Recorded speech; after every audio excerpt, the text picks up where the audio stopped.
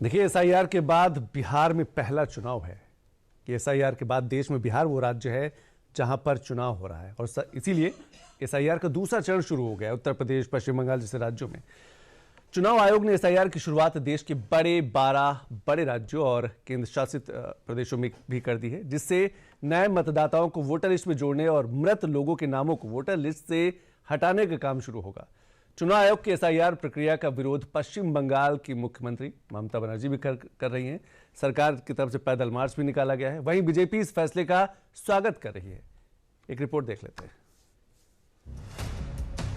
जिस एसआईआर के मुद्दे पर देश में विपक्ष ने खूब हल्ला मचाया था, बिहार में उसी एसआईआर की कामयाबी के बाद चुनाव आयोग चरणबद्ध तरीके से उसे पूरे देश में लागू करने जा रहा है, जिसकी शुरुआत मंगलवार से हो चुकी है। लिहाजा उस एसआईआर की कामयाबी का अकीदा अब पूरे भारत में गूंजेगा, बल्कि बिहार में ही नहीं पूरे देश में कहीं पर भी कोई फर्जी वोटर वोट नहीं कर पाएगा, क्योंकि एसआईआर प्रक्रिया अब देश के बड़े राज्यों में शुरू हो गई है। यूपी, बंगाल, एमपी समेत 12 राज्यों में एसआईआर की प्रक्रिया शुरू। ये प्रक्रिया तमिलनाडु, केरल, छत्तीसगढ़, गोवा, गुजरात, पुडुचेरी, अंडमान और निकोबार द्वीप समूह और लक्षद्वीप में भी होगी।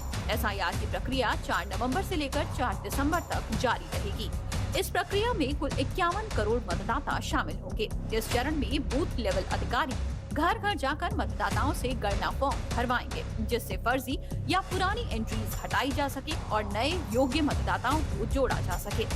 इस प्रक्रिया में 13 तरह के दस्तावेजों की आवश्यकता होगी। खास बात यह है कि आधार कार्ड को इस दस्तावेज में शामिल नहीं किया गया है।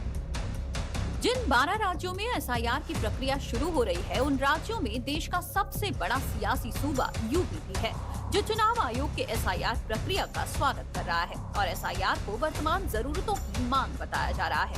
एसआईआर स्वागत योग्य कदम है, बहुत सही समय पर लाए हैं और वोटर लिस्ट के बारे में जो यदा कदा शिकायतें मिलती थी, अब इस एसआईआर के माध्यम से जो वोटर लिस्ट बनेगी वो पूरी तरीके से पारदर्शी और पूरी सही वोटर लिस्ट बनेगी और सही वोटर लिस्ट होगी तो चुनाव भी पूरी तरीके से ये ऐसा होगा कि कोई उंगली नहीं उठा पाएगा।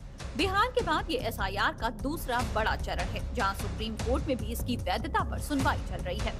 एसआईआर तो वैसे पूरे देश में होगा, लेकिन पहले इन 12 राज्यों को इसलिए आगे रखा गया है क्योंकि दूसरे राज्यों से पहले इन राज्यों में अगले चुनाव होने हैं। इसलिए चुनाव से पहले इन राज्यों की वोटर लिस्ट शुद्ध हो जाए। चुनाव आयोग की यही कोशिश है। अब इन राज्यों में चुनाव कब है, एक नजर इस पर भी डाल लीजिए। 2026 में पश्चिम बंगाल, केरल, तमिलनाडु, पुडुचेरी, 2027 में गोवा, गुजरात, उत्तर प्रदेश, 2028 में छत्तीसगढ़, मध्य प्रदेश, राजस्थान, जबकि अंडमान निकोबार, लक्षद्वीप में विधानसभा नहीं है। बिहार में चुनाव के पहले एसआईआर को लेकर खूब सियासत हुई थी। विपक्षी दलों ने सरकार पर वोट चोरी का आरोप लगाया था।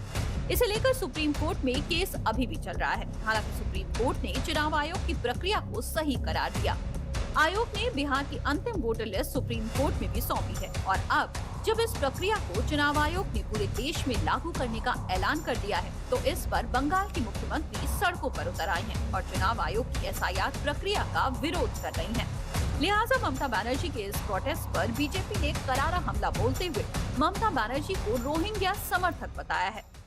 उन्होंने जो किया तो वो जनता का सामने है। There is a total absence of law and order, total anarchy. चाहे वो आरजीकर देखिए, चाहे मुर्शिदाबाद देखिए, खिदिरपुर देखिए, डेमोग्राफिक चेंज हो रहा है। ममता जी रोहिंग्या को पश्चिम बंगाल में बुला रहे हैं। There are welcome case in lone state.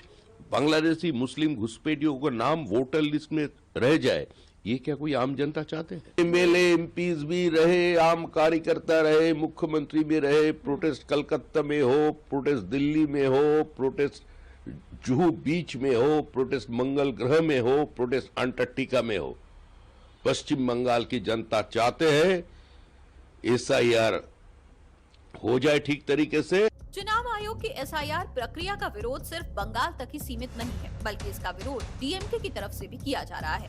साथ ही चुनाव आयोग की एसआईआर प्रक्रिया को फिर से सुप्रीम कोर्ट में चुनौती देने की बातें दोहराई जा रही हैं। No, we will see. We think that we will get some good instructions from the Supreme Court, and the SIR should be done as per the Supreme Court's directives and instructions. If there is any violation, we will once again go to court and see that the Election Commission had violated the order of the Supreme Court.